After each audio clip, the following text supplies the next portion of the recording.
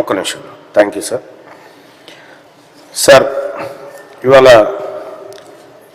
మంత్రి గారు చెప్పినటువంటి సమాధానం చూస్తే సార్, ఈ సభలో కూర్చున్నందుకు సిగ్గుపడతా ఉన్నా సార్. ఈ లెక్కలు చూసిన తర్వాత ఒక బలహీన వర్గాల సెక్షన్ నుంచి ఈ సభకు వచ్చినటువంటి నేను ఈ లెక్కలు చూసిన తర్వాత కొద్దిగా సిగ్గు అనిపిస్తుంది సార్ వాస్తవానికి.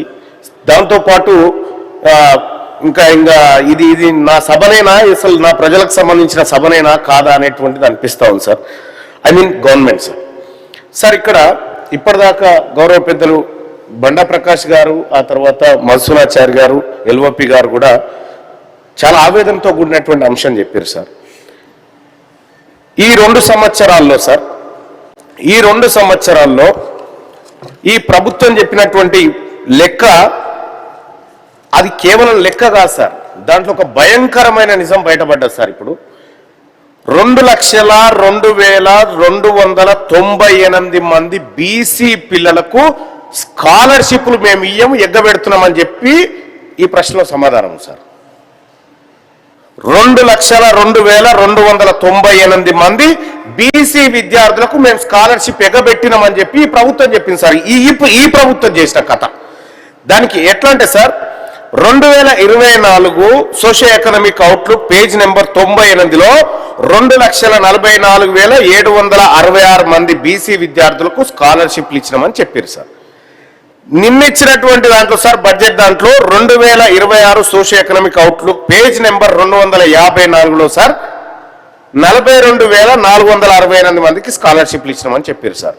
ఒక్క 1 year లో 2,02,298 మంది విద్యార్థులకు స్కాలర్షిప్లు ఎగబెట్టినాం మేము అని చెప్పి గౌరవ మంత్రి గారి సమాధానం ద్వారా బయటపడ్డది సార్. సార్, ఇక్కడ బీసీలు అంటే సార్, మరి ఎందుకో ఈ ప్రభుత్వాలకు నాట్ ఓన్లీ ఈ గవర్నమెంటే కాదు సార్, ఈ ఒక్క గవర్నమెంట్ కథ కాదు సార్. ఇవాళ బండా ప్రకాష్ గారు డిమాండ్ చేసినా, ఇక్కడ ఉన్నటువంటి బీసీ సభ్యులం అందరం డిమాండ్ చేసినా ఒక సహేతుకమైనటువంటి కారణంతో డిమాండ్ చేస్తాం. సహేతుకమైనటువంటి ఒక ప్రశ్న ద్వారా చెప్తా ఉన్నాం సార్. ఇప్పుడు పెద్దలు చెప్పినట్టుగా ఈ 2 ఏడాదిలలో కలిపి, ఈ 2 ఏళ్లలో కలిపి దాదాపుగా ఓన్లీ విద్యాపరమైనటువంటి అంశంలోనే 3,512 కోట్ల రూపాయలు ఎగబెట్టింది సార్ ఈ ప్రభుత్వం బీసీలో. ఓన్లీ విద్యా అంశమే సార్.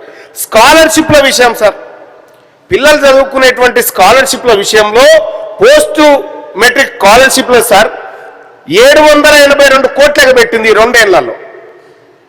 బీసీ స్కాలర్షిప్ల విషయంలో సార్ మీరు సప్లిమెంటరీ సార్, ఉపన్యాసం ఇవ్వడానికి టైం ఇవ్వాలి సార్. నేను ఉపన్యాసాలు ఇవ్వాలనుకుంటే సార్, క్వశ్చన్ అడుగుతున్నా సార్.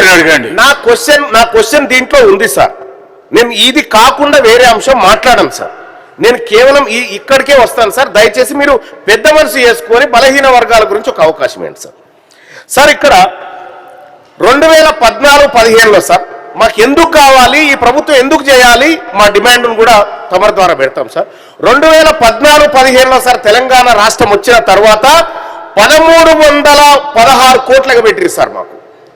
ఆ తర్వాత 2015-16లో 1,099 కోట్లు, 2018-19లో 2,468 కోట్లు, ఇట్లా దాదాపు 8,462 కోట్లు ఎగబెట్టిరు. కాబట్టి ఈ ప్రభుత్వము అధికారంలోకి వస్తే బీసీ సప్లాన్ తీసుకొస్తామనేటువంటి మాట చెప్పింది. కాబట్టి ఈ కళ్ళ ముంగట కనిపిస్తున్న సాక్ష్యాలన్నీ సభ ముందు పెడుతూ బీసీలకు సప్లాను అమలు చేసేటువంటి ఇష్టం ఉందా లేదా ఈ ప్రభుత్వానికి, లేకపోతే ప్రభుత్వం ఓపెన్ గా చెప్పేయచ్చు ఇది మీ ప్రభుత్వం కాదే, మీకు మేము నిధులు ఇవ్వదలుచుకోలేదనేటువంటి మాట క్లారిటీగా చెప్తే మేము మమ్మల్ని గెలిపించి ఇక్కడ తోలిచ్చిన ప్రజలకన్నా క్లియర్ గా చెప్తాం.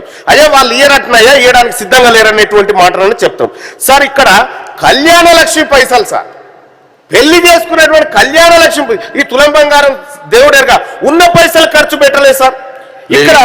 ఇక్కడ వీటన్నిటిపైన ఈ ప్రభుత్వం చర్యలు తీసుకుంటుందా తీసుకోదా, ఈ బాధలకు ఇక్కడితో ఫుల్ స్టాప్ ఉంటుందా ఉండదా, ఈ బాధలకు ఇక్కడితో ఫుల్ స్టాప్ ఉంటుందా ఉండదా, బీసీల అంశం చర్చ తేలాల్సిందే సార్. దయచేసి మీ ద్వారా ప్రభుత్వాన్ని అడుగుతా ఉన్నా, మాకు న్యాయం చేయండి.